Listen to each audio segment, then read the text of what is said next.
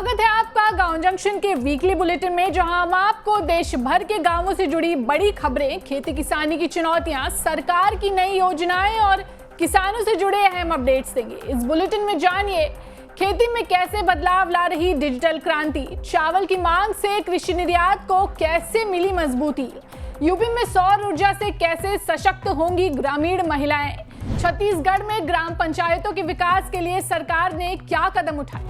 नमस्कार, मैं हूं आपके साथ श्रेया सिंह। बुलेटिन की शुरुआत करते हैं वीकली हेडलाइंस के साथ। डिजिटल प्लेटफॉर्म से मिल रही खेती को रफ्तार, ओएनडीसी और ई-नाम से करोड़ों की बिक्री, चावल की मांग से कृषि और प्रोसेस्ड फूड के निर्यात को मिली मजबूती, सौर ऊर्जा से सशक्त होंगी ग्रामीण महिलाएं, यूपी में 10,000 ग्रामीण महिलाओं को मिलेगा प्रशिक्षण, छत्तीसगढ़ के गांवों में मिलेंगी डिजिटल सेवाएं, 1460 पंचायतों में खुलेंगे अटल पंचायत डिजिटल सुविधा केंद्र, इन किसानों को हर साल 4,000 और महिलाओं को हर महीने 5,000 रुपए देगी योगी सरकार। गरीबी से विकास की ओर देश के 106 सबसे कम विकसित जिले, गरीबी में तेजी से आई गिरावट, लू की मार और बारिश की बौछार, इस हफ्ते बदल जाएगा मौसम का मिजाज, जानिए क्या कहते हैं वैज्ञानिक। बुलेटिन की शुरुआत करते हैं हफ्ते की सबसे बड़ी खबर के साथ। कृषि क्षेत्र में आई डिजिटल क्रांति। आज डिजिटल तकनीक किसानों और किसान उत्पादक संगठनों के लिए नए अवसरों के दरवाजे खोल रही है। सरकारी प्लेटफॉर्म्स की मदद से खेती किसानी को नई रफ्तार मिल रही है। देश भर में एफपीओस की आय लगातार बढ़ रही है। ओएनडीसी और ई-नाम जैसे डिजिटल प्लेटफॉर्म से सैकड़ों किसान सीधे जुड़कर अपने कृषि उत्पाद अच्छे दामों पर बेच रहे हैं। अब गांव की मंडी से लेकर देश के बाजार तक किसान अपनी उपज को बेहतर दाम पर बेच पा रहे हैं और यही है डिजिटल खेती का नया दौर। वर्तमान में 10,000 से अधिक एफपीओ सरकार के ई कॉमर्स प्लेटफॉर्म ओएनडीसी पर कृषि उत्पाद बेचते हैं। कंपनियों या सहकारी समितियों के तहत गठित 4,000 से अधिक किसान समूह ई-नाम प्लेटफॉर्म का उपयोग कर रहे हैं। ऑनलाइन प्लेटफॉर्म से जुड़ने के बाद देश भर में एफपीओ करोड़ों का कारोबार कर रहे हैं।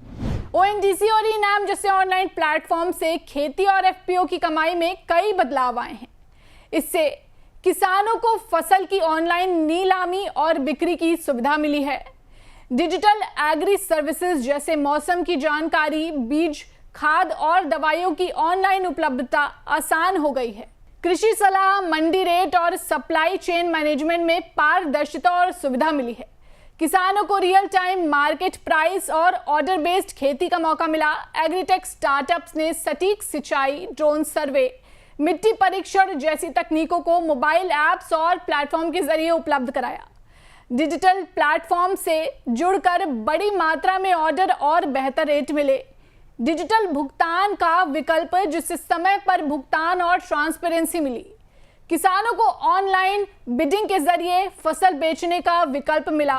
फसलों में रोगों और कीटों की पहचान और प्रबंधन की जानकारी भी कई ऑनलाइन साइट्स पर अब आसानी से मिल जाती है। बढ़ते हैं अगली खबर की तरफ। 12 अरब डॉलर पर पहुंचा चावल का निर्यात रिकॉर्ड।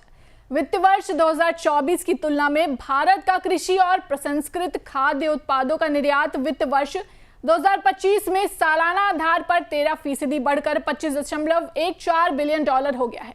वहीं देश के कुल निर्यात में मामूली बढ़ोतरी हुई है। भारत के कृषि क्षेत्र के निर्यात में हुई बढ़ोतरी का मुख्य कारण चावल के निर्यात में 20% की तेज बढ़ोतरी को माना जा रहा है।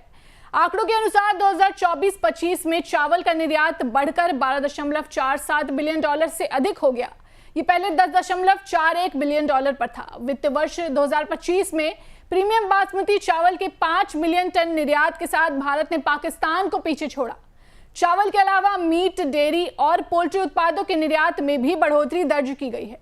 ताजे फलों और सब्जियों के निर्यात में 5% की बढ़ोतरी के साथ ये 3.86 बिलियन डॉलर हो गया है। अनाज से बने उत्पादों के निर्यात में भी 8% से अधिक की बढ़ोतरी हुई है। सौर ऊर्जा को बढ़ावा देंगी पर्यावरण सखियां। बैंक सखी और कृषि सखी योजना के बाद उत्तर प्रदेश सरकार ने 10,000 ग्रामीण महिलाओं को पर्यावरण सखियों के रूप में प्रशिक्षित कर रोजगार से जोड़ने की योजना बनाई है। ये सखियां क्लीन कुकिंग समाधानों जैसे सौर चूल्हे और बायोगैस सिस्टम को बढ़ावा देंगी। इससे घरेलू प्रदूषण कम होगा, महिलाओं और बच्चों का स्वास्थ्य बेहतर होगा और ग्रामीण जीवन शैली में सकारात्मक बदलाव आएगा। ये पहल महिलाओं को आर्थिक मोर्चे पर आत्मनिर्भर बनाने के साथ हरित ऊर्जा को बढ़ावा देने में काम आएगी। सरकार 57,702 ग्राम पंचायतों में 57,702 सूर्य सखियों की तैनाती करेगी। हर ग्राम पंचायत में एक सूर्य सखी होगी जो सौर ऊर्जा उत्पादों के उपयोग, रखरखाव और जागरूकता फैलाने की जिम्मेदारी लेगी। अब छोटे छोटे कामों के लिए विकास खंड या जिला मुख्यालय जाने की जरूरत नहीं। छत्तीसगढ़ के गांव के लोग अब नकद लेन देन जैसे सेवाओं का लाभ उठा सकेंगे और जन्म और मृत्यु प्रमाण पत्र प्राप्त कर सकेंगे। इसके लिए उन्हें कहीं और जाने की जरूरत नहीं होगी। राज्य सरकार राष्ट्रीय पंचायती राज दिवस पर 24 अप्रैल से प्रदेश की 1460 ग्राम पंचायतों में अटल पंचायत डिजिटल सुविधा केंद्र शुरू करेगी, जिसके तहत नकद भुगतान, डिजिटल सेवाएं और अन्य सुविधाएं प्रदान की जाएंगी। इन सुविधाओं से ग्रामीण आसानी से अपने खातों से पैसे निकाल सकेंगे, अपने और दूसरों के खातों में पैसे जमा कर सकेंगे, बिजली पानी के बिल का भुगतान कर सकेंगे और पेंशन तथा बीमा सुविधाओं के तहत भी पैसे प्राप्त कर सकेंगे। इन किसानों को हर साल मिलेंगे 4,000। प्राकृतिक खेती को बढ़ावा देने के लिए उत्तर प्रदेश सरकार ने बड़ा कदम उठाया है। सरकार ने अब कृषि सखियों की मदद से किसानों को प्राकृतिक खेती के लिए ट्रेनिंग देने का फैसला लिया है। इसके लिए कृषि सखियों को 5,000 रुपए वेतन भी दिया जाएगा। यही नहीं, प्राकृतिक खेती करने वाले किसानों को हर साल 4,000 रुपए का अनुदान भी दिया जाएगा। इससे करीब 2.35 लाख किसान लाभान्वित होंगे। योजना में किसी जिले के 2 तो किसी में 4 ब्लॉक का चयन किया जाएगा। हर क्लस्टर में 50 हेक्टेयर जमीन रहेगी। इसमें कम से कम 125 किसान शामिल किए जाएंगे। हर क्लस्टर में 2 कृषि सखी नियुक्त की जाएंगी। प्रशिक्षण के लिए हर कृषि विज्ञान केंद्र से 2 वैज्ञानिक और 1 तकनीशियन को भी शामिल किया जाएगा। ये कृषि सखियों और किसानों को प्रशिक्षण देंगे। बता दें कि प्राकृतिक खेती के लिए उत्तर प्रदेश में कुल 1886 क्लस्टर बनाए गए हैं। कमजोर जिलों में खुशहाली की लहर। देश के सबसे पिछड़े माने जाने वाले जिलों में गरीबी में तेजी से कमी दर्ज की गई है। वित्त वर्ष 2016 से 21 के बीच देश के 106 सबसे कम विकसित जिलों में से लगभग आधे जिलों ने गरीबी घटाने के मामले में अपने अपने राज्यों के औसत से बेहतर प्रदर्शन किया है। नीति आयोग के मल्टी डायमेंशनल पॉवर्टी इंडेक्स यानी बहुआयामी गरीबी सूचकांक 2023 से पता चलता है कि इन आकांक्षी जिलों में से 46% जिलों में गरीबी में तेजी से गिरावट आई है। इस सूची में मध्य प्रदेश, आंध्र प्रदेश, असम और तमिलनाडु के जिले सबसे आगे हैं। बता दें कि केंद्र सरकार ने 2018 में आकांक्षी जिला कार्यक्रम की शुरुआत की थी। इस कार्यक्रम का उद्देश्य जिलों में सामाजिक आर्थिक विकास को ट्रैक करना और सुधार लाना था। चलिए अब बात मौसम के हाल पर। उत्तर प्रदेश के पूर्वी जिलों में आंधी, तूफान और मेघ गर्जना वाले बादल और बिजली गिरने की संभावना है।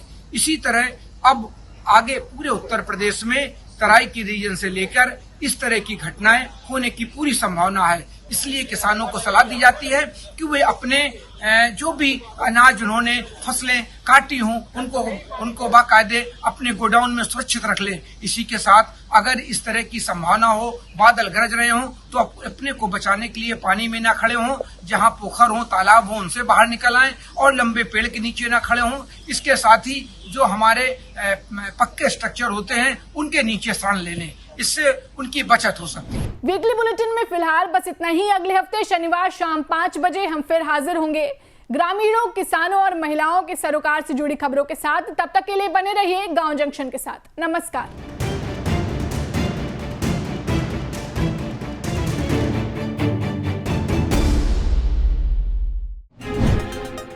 गांव जंक्शन को सभी सोशल मीडिया प्लेटफॉर्म्स पर फॉलो करें। व्हाट्सएप चैनल और जीमेल आईडी पर भी संपर्क साध सकते हैं।